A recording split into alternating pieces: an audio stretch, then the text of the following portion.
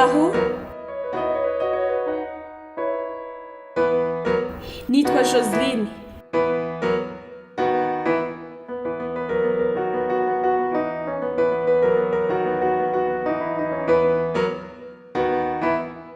nkaba ndi umunyamideli